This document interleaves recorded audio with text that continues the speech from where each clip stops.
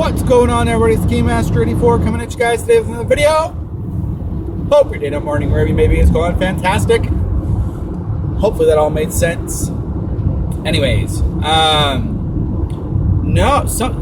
today's video shall be about something I've noticed, and I think it's a sign that esports is obviously evolving. Now, obviously, we all know it's evolving. I mean, as far as popularity and sponsorships, money, all that good stuff. But we're not talking about that today. What we're talking about today is actual, competitive evolution. Which you guys may ask what I mean by that is, one, peripheral items. Controllers, monitors, all that good stuff. Stuff that actually you need in order to play such game. Two, events. Whether that be open brackets, all that good stuff. We'll get to that in a little bit. And three, what teams are doing physically themselves that are different than even 3 years ago. So, one, peripherals. A few years ago, you never would have heard of Scuff Gaming or the thousands of headsets that we have available to us these days. You know, all those kinds of things you never would have heard about. They wouldn't have existed. But ever since esports has been garnering bigger money, bigger draws, more people are into it, people are watching it, more people want to be a part of it, more companies are being drawn towards it, which is awesome. Awesome stuff. Then, something else that's been happening is, keyboards, blah, blah, blah. But now, a lot of these companies that just started making them, you guys can get blind here for a minute, I apologize. A lot of these gaming companies that then sponsor a pro team, what they turn around and do is, and then they ask the pro teams that they're sponsoring, they say, hey dude, what do you think of our controller? What do you think of our keyboard? What do you think of our mouse? What do you think of the headset? And then, all the pros they sponsor will give them feedback, and they will adjust their product to that, which is awesome because they want to get the bigger teams. They want to get those big sponsorships. They want their product on the biggest team in whichever game they're a part of. They want their product being used by that team, which is a big deal. That's when you start seeing these big sponsorship stuff go down. And then number two. Sorry guys, I totally spaced there. I had to pause the video. Events. Events are getting bigger, better, badder, more awesome. I mean, there's more to an esports event these days than there was a few years ago. I mean, as a young buck, the Thekeymaster did participate in some events. We won't get into the nitty gritty. We'll call myself a semi-pro. I wouldn't even call me that. Anyways, moral of the story is this, though, you guys. The events are getting bigger, badder, and better. You're talking about, I love when tournaments have open brackets. You get these teams that came from the middle of nowhere. Cinderella story in the finals. You get, relegation series. People fighting for their jobs, frankly. I mean, some of these guys are they finished last in, whichever league they happen to be in. And now they're fighting to have a job. I mean, they lose this game. There's no guarantee another team will pick them up.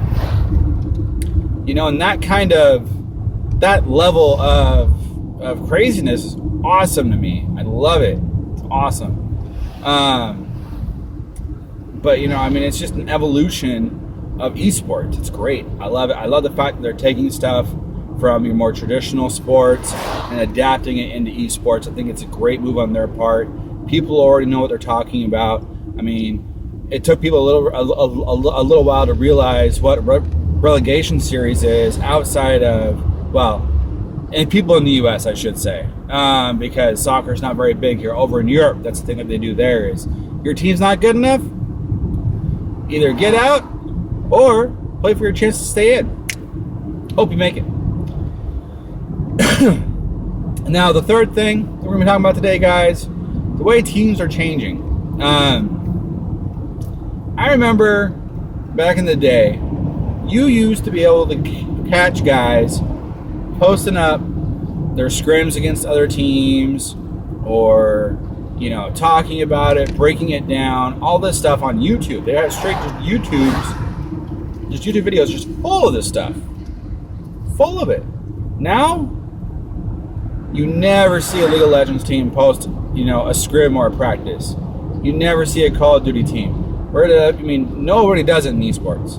Because, what does that let us all do? That lets us scout your team for free. You don't see NFL teams just handing the opposing team their playbook and say, hey, we're going to run plays in here. No, that's not how it works. You know, I mean, it's just that next level of esports taking that next jump on the competitive level as far as what the teams are physically doing. I mean, and then you got you know, basically talent scouts now that are out there. There aren't very many of them, but they're out there. I've read about them.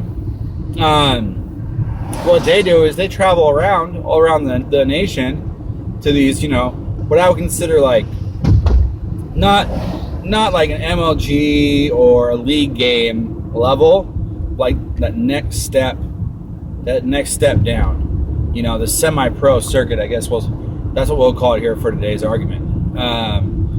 But yeah, that next step down. These guys are going to these events and then reporting back to these teams and being like, hey man, there's this dude, Nana Shaka. He's top notch. He's busting out about 16.75 kills per game.